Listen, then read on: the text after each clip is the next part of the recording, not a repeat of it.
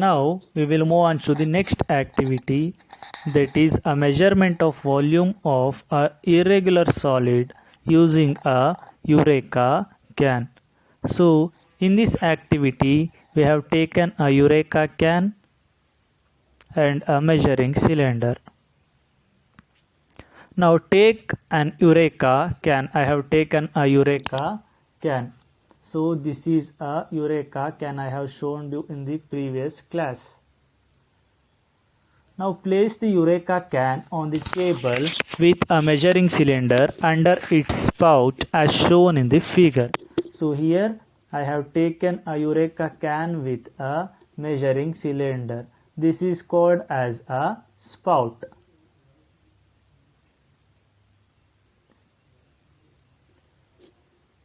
Now pour the water into the can until water starts overflowing through the spout. That means pour the water into the can until the water starts overflowing. That means you have to pour the water. When you pour the water should flow through the spout, and after flowing through the spout, the water has stopped dripping. Remove the measuring cylinder. So you have to remove the measuring cylinder, empty it, dry it, and again place it under the spout. So what you have to do next, you have to empty this measuring cylinder, you have to dry it, and you have to place it there only. Now tie the given irregular solid by a thread. Immerse the solid gently into water contained in the Eureka can as shown in the figure. Here to the same Eureka can, what you have to do, you have to immerse a irregular solid. We have taken a stone as shown in the figure. This solid displaces water equal to its own volume, which overflows through the spout and gets collected in the measuring cylinder. So here you can see here. So when we immerse a thread, what will happen? The water will start flowing through the spout and it is collected in the measuring cylinder. So how much water will be collected?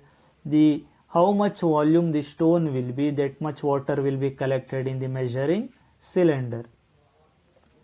When the water stops dripping out through the spout, note the volume of water collected in the measuring cylinder. So after the water stops dripping, so what we have to do? We have to note the volume of water collected in the measuring cylinder. That means you have to see here and observe the reading. So how much water is collected in the measuring cylinder. So dry the solid, measure the mass m of a given solid with a beam balance. As we did in the first activity, we have to measure the mass of this stone by using a beam balance. Let the mass be 310 gram. Volume is equals to 40 centimeter cube. How will you calculate the density then? We know the formula, density is equals to mass by volume. So when we substitute the values, we will get 7.7 m gram per centimeter cube. So this is the second example. That means students, to find the volume of irregular solids, we can use a measuring cylinder or a Eureka can. Now next we will move on to the determination of density of a liquid. To determine the density of a liquid, say we know the examples for liquid, milk, oil, etc. Its mass m is measured by a common beam balance and its volume is measured by using a measuring cylinder. So here we can find out the density of a liquid. First what we have to do, we have to find out the mass by using a beam balance and its volume is measured by using a measuring cylinder. So then density is calculated by the relation D is equals to m by V. Now activity 3 we have to determine the density of milk. So what we have to do, take a beaker, measure the mass of empty beaker using a common beam balance. Now first we have to take a beaker. When the beaker is empty, we have to measure the mass, that is, let it be m1 gram. Now take a measuring cylinder and pour milk into it to a certain level, say 50 ml. Now what we have to do, we have to pour a milk up to 50 ml. So volume of milk will be 50 ml or 50 cm cube.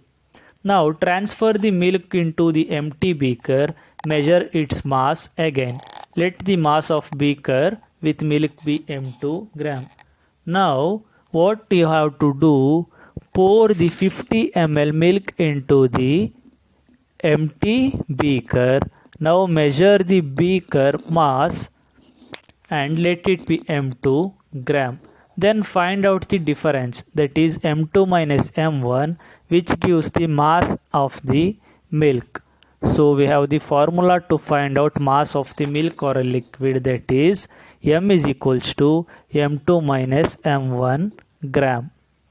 So let m is equals to 51.5 gram.